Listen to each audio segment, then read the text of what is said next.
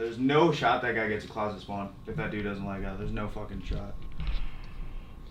Kyle, I know you're mad or whatever, but Heinz said 10-15 minutes if you wanted to go. I already told them. He said take as much time as you want. We're fine. Okay. I'm not rushing this shit. Yeah. Not in the right frame of mind to sit there and like... You would say some shit that you probably wouldn't know. Like, I don't give a fuck about getting top 12. Yeah. For real. I don't give a fuck about anything that happened. Literally. It means not a fucking thing. Leaving Kansas City, I think as an org, we were really excited because it was our first top 12 placing. I think for any new org, top 12 is incredible. But I think as weeks went on, we as players, coaches, really took a look at the results and weren't happy with it. And so we knew going into the Open and Pro Series online that we were going to have to improve a lot. We started breaking into that top 4 echelon. We played Cloud9 in the losers bracket finals, which we realized that we were hitting our head on a ceiling. And it was after that Cloud9 series that I think we all decided as a team that it was time to move on from Tony.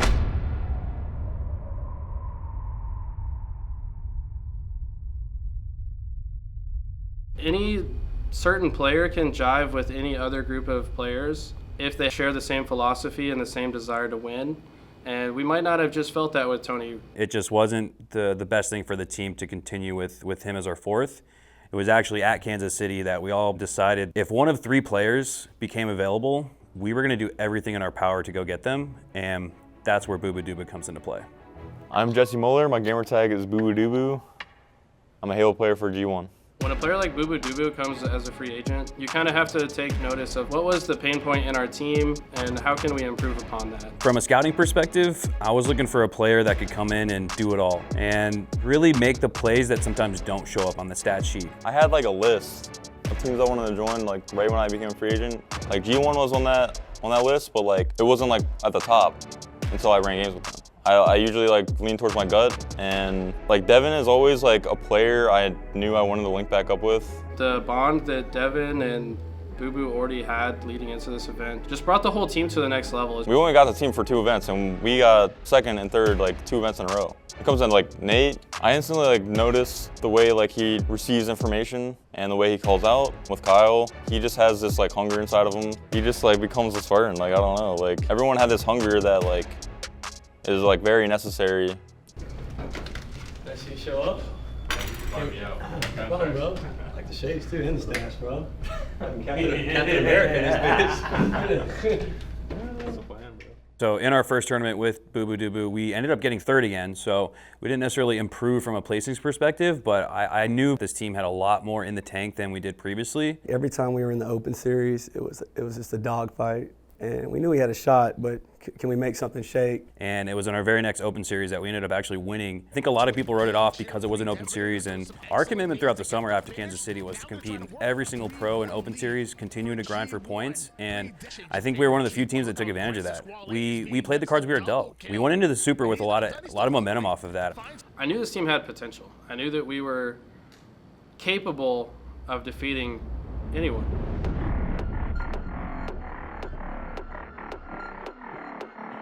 Going into pool play, our first match of the weekend was actually against Tony. We knew that, you know, there's gonna be a little rivalry there, right? He's a former player, and you never want to lose to former teammates, so I knew that kind of the edge was gonna be there for the series. And here we go. Like we've seen Bubu do this a couple times in the back of Catalyst. One of my favorite aspects of this map is what you can do with the grapple. Oh, Bubu goes flying. Tony has his head turned around. Drop onto ArcTic and cleans it up. Tony does get a touch, but he's tagged for a double. Only 30 seconds left in this game. It's all oh my God. over, and I love that. Squallaye, Forbidden Fruit, they did so much work. They got G1 3 down with rockets up, but Squallaye stayed alive and got the fourth kill. And now PreDevoNatoR finds 3.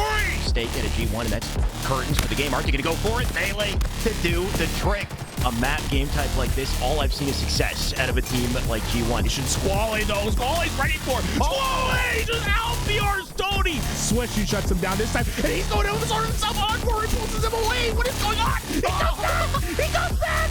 Swish gets another sword kill. It's going to be a perfect round. organized chaos from G1 right there. They didn't really have a setup by any means. They were really just spread out across the map, but they all had each other's help. And PreDevoNatoR's letting him know as he gets a double kill of his own. And Halo trans 1 kill for him. Tony will be the last, and they are able to win 4-2. This team could be a real handful for anybody. So important for both these teams' tournament ambitions. Just starting off on the right foot. First kill has gone in favor G1. And G0's at the respawn screen. It's the new man, the fresh face, the new blood. Bubu Dubu! And that might be the nail in the coffin for game 1. Switch the overshield. Drop shield goes down, tries to avoid, and does so. They've got to get control of those and make sure that they're utilizing them. PreDevoNatoR though, 4 go dead. Got some real breathing room between these two teams as PreDevoNatoR puts a killing spree on the board. All stuck at green. What do you do right now? There's nothing you can do. And an overkill for the Reaper. PreDevoNatoR, he's cooking right now, and Fnatic 50-40. G1 not here to take part, they're here to take over. Already 2-0 up in the King of the Hill, as well as 2-0 up in the series. A lot of progress made on this third hill. If they want to, they can capture that final hill, but they can just play Slayer from here on out and force Fnatic into rough and deep water. Bubu Dubu using that grapple hook to get out of dodge. Fires one towards the dome. And Squallaye now steps to the hill and tap dances his way to a 3-0 sweep. G1 take this one. What a convincing win by G1. And honestly, I expected G1 to dominate, but not in that fashion. We started out hot, but they actually took game 2 Slayer, which I think kind of woke us up a little bit. It put us in the right mindset. Honestly, I'm a little upset we lost the game at all against that team. We should be 3-0 in them every time. You're gonna have some tough games. You just gotta be able to bounce back. We did a really good job of that. That's why we won. And then when you look at the Fnatic series, I think the 3-0 is really reflective of how bad we wanted it and how much we had improved since we had last played them. Pretty dominant. 3-0. Yeah. It's another day. It's another day. It's not over. It's never over. 3-0 sweep Fnatic. That should secure us for second in pools. But here's what's really important. We got OpTic up next. If we win that, we'll get first place and set ourselves up really, really well in champ bracket. Worried about rather? I wouldn't say worried. I would say preparation-wise, they're very well prepared and they're always going to be on their P's and Q's. And we're just going to have to match that energy so I succeed it. We had everything there to beat a team like OpTic. We had faced them in scrims previously and we looked pretty good against them. I'll be Odyssey Friday pools is a learning experience. Playing people in tournaments is much different than scrimming them. We got popped by them in pools. They shit on us. They're structured, they're calculated, and they're not afraid to make plays. Every member of that team offers a different card. They all have a really important role. We didn't really work as a cohesive unit. Can't do that against a team that's running as a unit because they're just going to pick you and start just rolling your team. Getting to play like a team like that very early in the tournament, you can take a lot of things away from it without it meaning much, just because we're still in pool play. We still got second in our pool, so. That was a good try, my guy. Can't rotates too. All good. Too many times we were sending too many to a stronghold, and they just out rotated us. That's whole second half. Yeah, they were out rotating. I was trying to get you guys. It's the same. Not above where we wanted to finish, but not below, right? It was just kind of par for the course. And I think because of that, it gave us confidence going into the championship bracket. We had a massive opportunity against G2 because this was a match for top 8. This was a match for pool play. Popping off, you got Bubu Dubu. He's a highlight reel waiting to happen, so very excited to get this one underway. To pick off that player on the tower. Yeah, Bubu Dubu, one of the players to watch. Significant time in G2's favor for this third point. But I love that reposition for Bubu to get up high. He noticed he had 2 teammates over on elbow. They don't go together, you get different angles. All of a sudden, what was once a 1-0 lead for G2 Esports now flipped on its head. That's going to be barcode aim number 1 in favor of G1. Beautifully done by G1 there. Execution on the time. They're playing their game. They're working together well, and they don't need to change much up. It's on the, the onus, and less people are, here comes the second one. Great play, but also just shows how much trust he has in his team. Notice, you see G2 taking the reins and 1 kill away from tying up the series. Stab over step. Stab's gonna relocate. Squallaye gets a kill, but Bubu Dubu on the prowl tries to be aggressive. The kill comes through. God! Swish with the nade. 50-49. G1 get the job done. They take this series increase to a 2-0 lead. If they don't get off to a hot start here, how will this game go? Because Gilkey gets taken down as well. This is the setup getting broken and just in time for Rocky to spawn as well. Swish is able to finish off Barcode from a nice angle. They're pushing over towards Cat Bay, saying, all right, we can push. He's going to remove that shield and give his teammate an even fight. They didn't get a couple of kills here. They will be able to rack up some more significant time. To play ball or what? But Barcode to make his way. Gilkey gets a kill as well. Barcode find favor. G2 step up. Barcode himself does it, opting not to have a battle rifle. So it's going to be bored. That's going to be a quick cap. Now G2 looks to be aggressive into the base. There goes Gilkey. Now he's got another flag on the move. For 2 unanswered kills, and they're taking a commanding 3-0 lead here. Look at this. Rockets and Overshield are coming up here in a couple of seconds. Squallaye, if he can find a couple kills, with PreDev. Gonna run it right at this guy. Spits and final flag in. I don't know the last time we saw 5 caps, but that's gonna do it here. Somehow, someway, G1 looks dominant in Game 4. Deny any hope of a Game 5 for the fans out there, but make a statement seeing that they are a dominant Bizarre CTF game. They win the G Derby. And an impressive punctuation on the G1.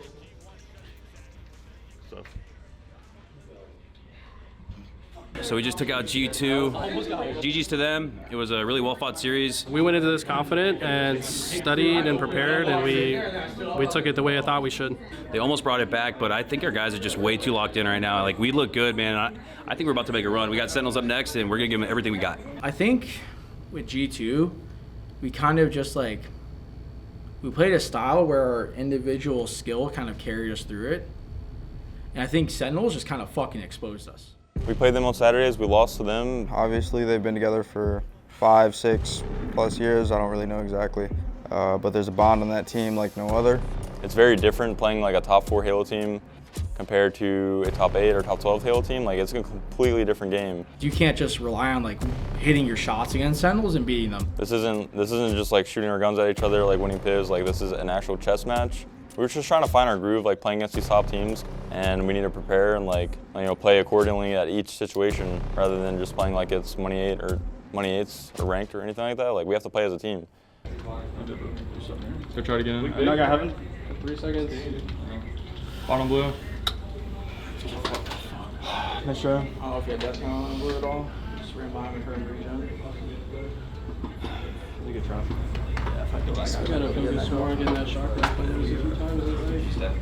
So that way, everyone's doing a 25%, and it's free flowing. Like, the game just, you know what you need to do.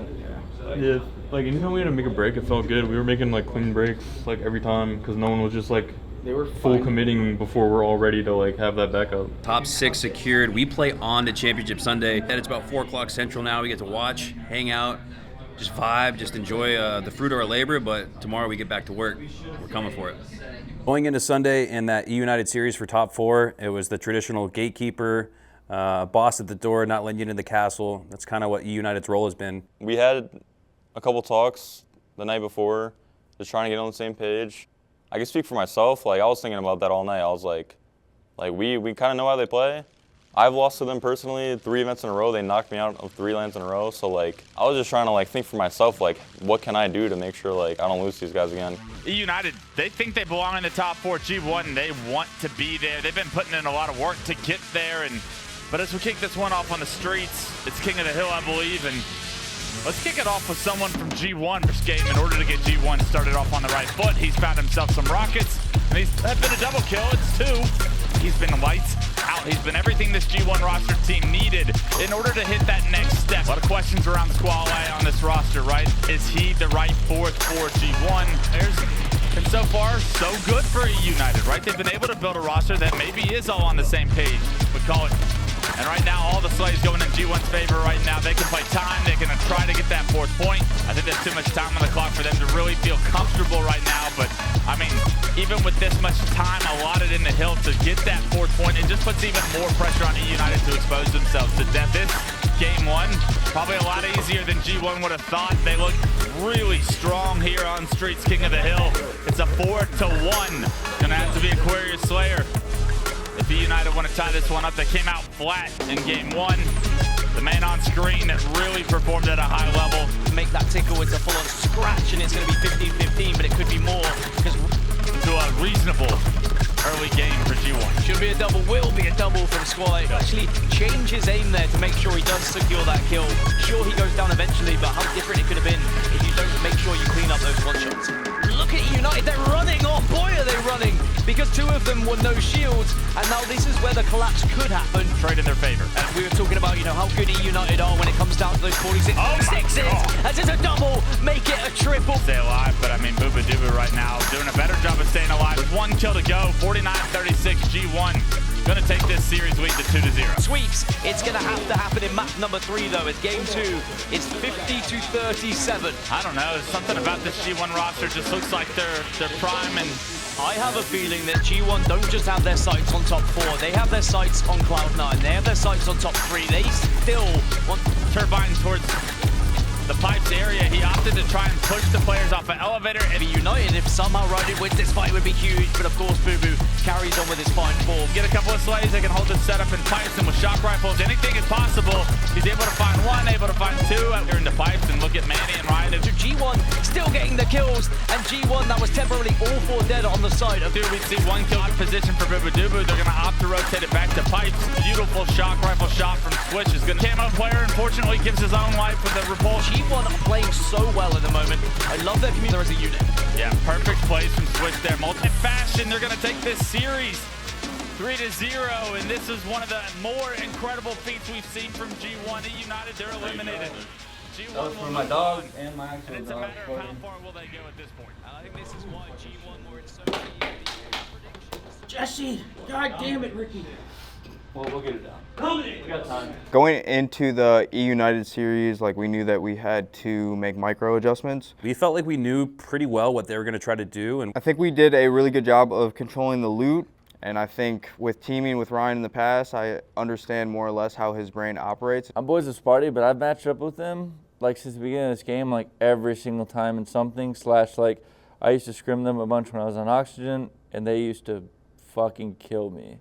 All right, we just had an incredible series, 3-0 against E United for top 4.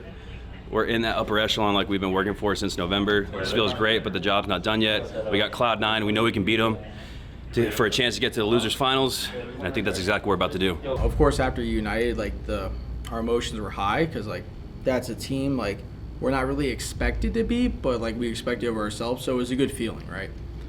And then it just quickly shifts to Cloud9, who is, of course, the team. Back-to-back LAN winners. I mean, they look like they were forming a final boss-esque dynasty. 3 of them have been really consistent. They understand what it takes to win. They're hard as fuck to beat, right? G1 coming into the North American Super.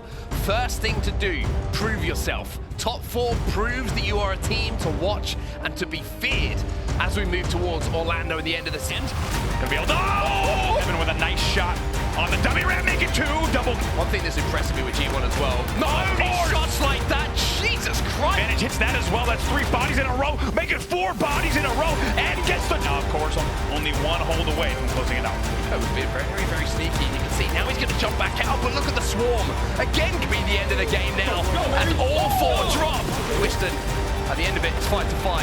Make that 6-5 now, as Squallaye has one of the weapons to use, of course, on this weapon that is the Bulldog. Stella is going to try and tie things up once. This is the worrying moment for them. Eco get a little bit out of hand. Walks off of Heaven. Normally a good idea.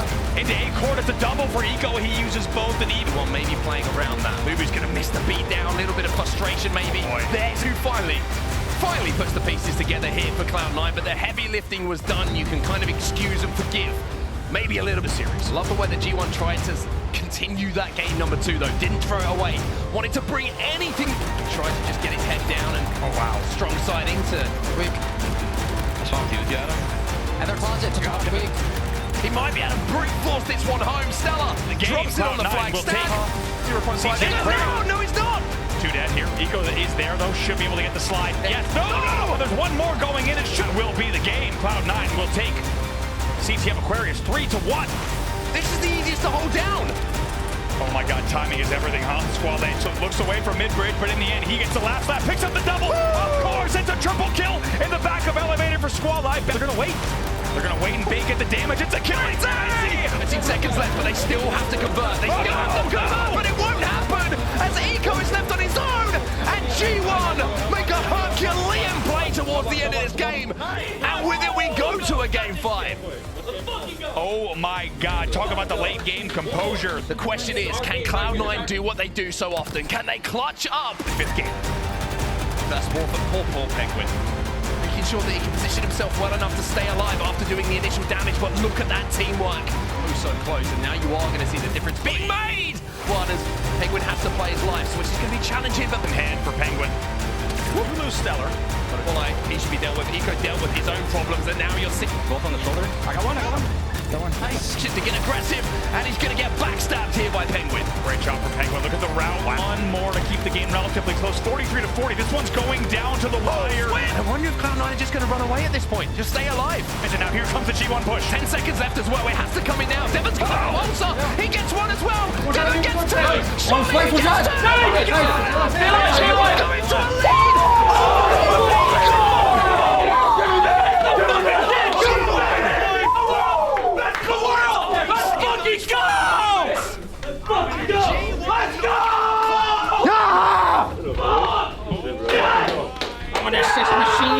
Let's go! You like that call? Let's go! Let's fucking go! Let's fucking go! Low-key? You slow that shit, boy.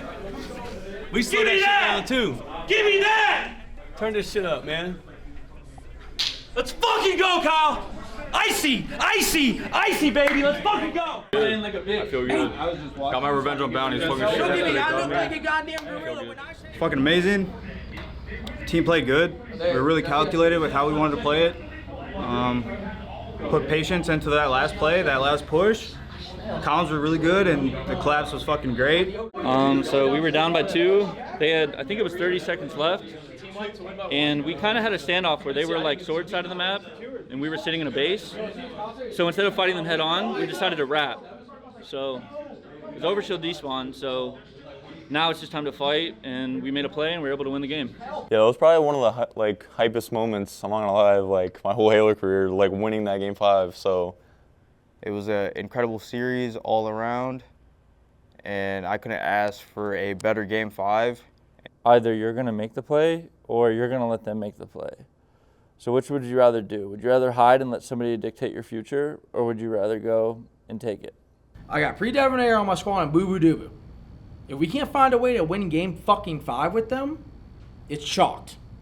that was like some tactical FES. I don't know how much Counter-Strike Devin and Kyle and Nate play. I've been playing a lot of Valorant, and I think like all those hours of playing those games like came in to the end of that Slayer, and I think it paid off.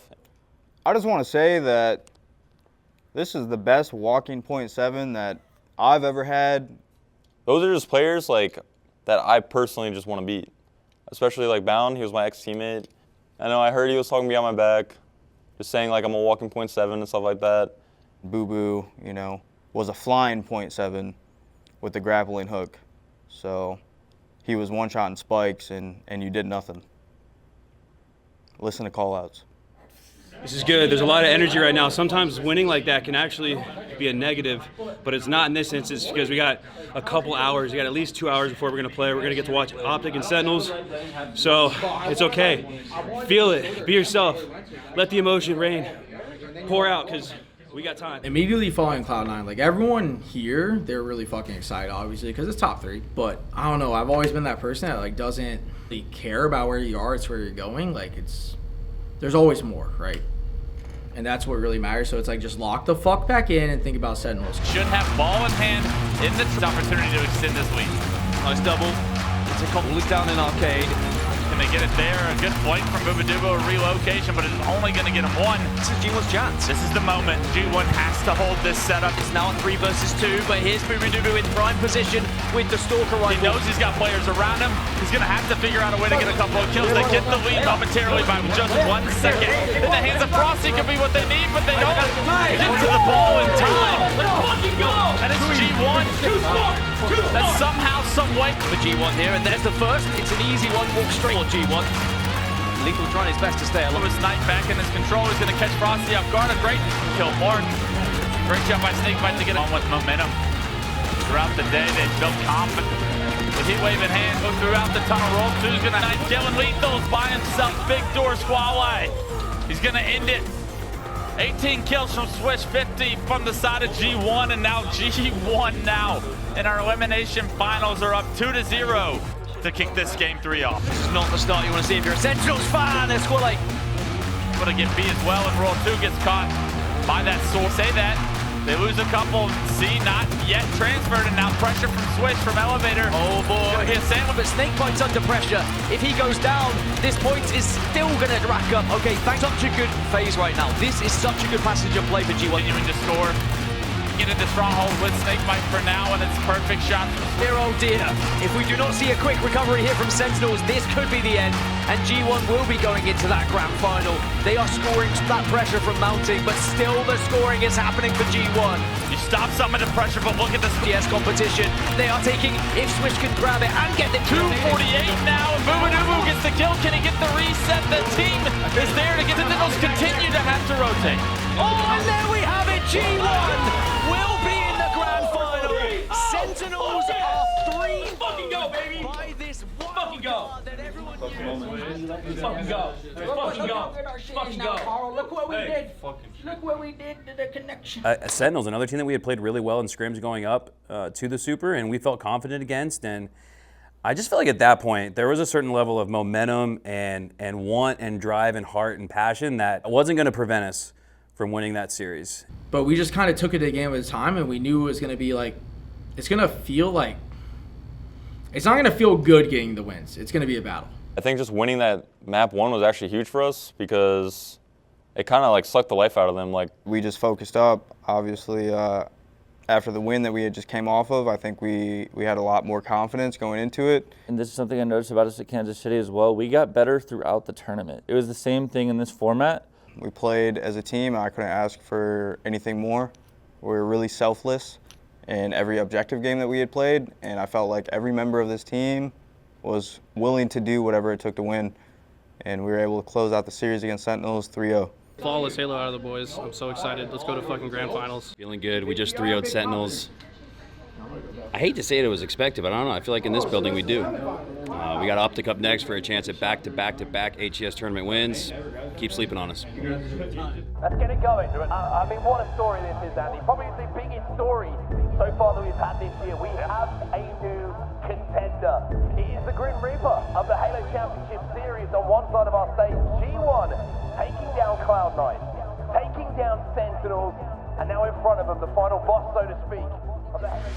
OpTic Gaming have looked unbeatable at times, but it's Sunday night, my friends. You know what that means. It's time for a grand final to kick off. He's about to walk in to the entire OpTic Gaming roster. He has the sword. He cuts one down, but it's just a trade. Gaming here, which is why they're just trying to play the kill game. If they pick up, this should be the round going to them. Lucian's going to pick up a couple. That's 4 dead. Close it out very comfortably. And great start here on the second round coming in from G1. But look at the rotation that's coming in from G1. A trade coming in from Bubu. Yeah, they turn a 2v1 into a 2v1 the other way round. Devon coming to the help of his teammate, but I think he might have just looked away from the screen for half a second there. Hey, the score has completely flipped now. oh my god, great little PQ, and there might not be much time left. Oh my god, Formway's just a keeper of the gates right now, and no one is allowed to break past the castle wall in this round. Big 1v1 here. Bubu wins this. Maybe an angle here. No, he doesn't get it. I think Formal grabs that camo and just before him, but I have to watch that back to get the exact answer, but from that, Formal goes a little bit rogue. He's an APG with a nice little rotate here. Is he going to be able to play the ball if he needs to? Instead, just rotate to C. This should be the round. Anyone to do so, and OpTic Gaming slow the momentum here of G1. They got 1-0 in our grand finals. Game number 2 is live. This overshield, Lucid with that grenade is going to destroy the overshield, and live for those few seconds. Trippy now just holding some corners home and making sure that the game doesn't get too out of hand. B should be taken down or will be taken down. Well, APG taken down to no shields. Swish gets another one, and now he's being aggressive to take down Lucid as well. A shot there. He needs everything he needs to. My god. See the comeback starts to formulate here for G1. The lead is getting slimmer and slimmer. Back tower with the heat wave. This man's on the flank, and he's got multiple players in front of him. There's one. Unfortunately for him, it's only one, and now it is a 3-kill game. Make it 2, 40-38 on the home stretch. How quickly can they find Lucid, though? It doesn't matter how quickly you find one. It's a 1-kill game. We're all tied up. As you can see, play, we still have a 3-kill difference. Oh, no! Kills traded out! But it doesn't matter too much. match because the teammates are there, calling themselves the North American Super Champions. Yeah, right, we're underway here in game number 3. OpTic Gaming leading in the grand finals 2-0. You can see that it's Lucid who has a chance to hit a one-shot. I think Swish has a huge amount of responsibility now. He can't get the job done because there's 2 players to deal with. He moves in, but I'm pretty sure he doesn't know Formal's there. Formal comes from behind. As half of G1 will be spawning, the flag will come back. Come behind, where is the team Lucid last player alive. Lucid last alive, and he's not in any kind of position to stop this. G1 go into a lead. Lead in a game can give you a little bit of belief, right? As now we see Lear with 3 overshields going to G1 and then leading 2-1. You have to think if OpTic can start to get control of this power up, that again, the hero for OpTic Gaming. Build up to that. I have to see it back, but that looks like a misplay coming in from G1. Well, they're not too worried about it because Devin's the last player alive. They're gonna get that re. It's a triple kill. Exactly that. And Formal behind enemy lines, but how does he prioritize his time? Is it gonna be to deal with Trippy? Trippy turns on him, and that could be the game-changing play coming in from Trippy. It's huge. Devin's the last player alive. He's got no chance. Coming in. Trippy's still alive though. Where is that flag with just 3 seconds left? Surely that is going to be the return coming in, and it's going to be OpTic. Crazy stories have happened in esports over the years. Maybe this is where it starts for G1. It's King of the Hill on street to find him, and now he can cause problems. APG finds one. Lucid finds one. APG. Bubu turns on Formal, picks up one. The trap, right? So many tight corners, so many little OpTic to force their way in. Bubu will fall though, and maybe Devin will as well to Lucid. Great shots coming in from Lucid on his own. Now be OpTic being able to jump in and Swish on his own. They want to jump inside of this hill. They want to do some damage, but so does Formal. One should tick down, someone should step out. We'll see. G1 stays in the hill. It's not over yet. Flashing at 0 seconds left. If anyone steps out, this game is over. Four will pick up one. Lucid picks up another, and that might be the end of this game. We're into sudden death here when that pie chart disappears. Triple be going into a reset, oh but my God. Trippy's in the hill. Oh my God. Off the back of the triple, and OpTic is still alive. This should be it here. Time will tick down. They will get it in the most unbelievable fashion. OpTic Gaming will steal the game in double sudden death and win the grand finals here at the HCS NA Super Bowl. Could have won both of those.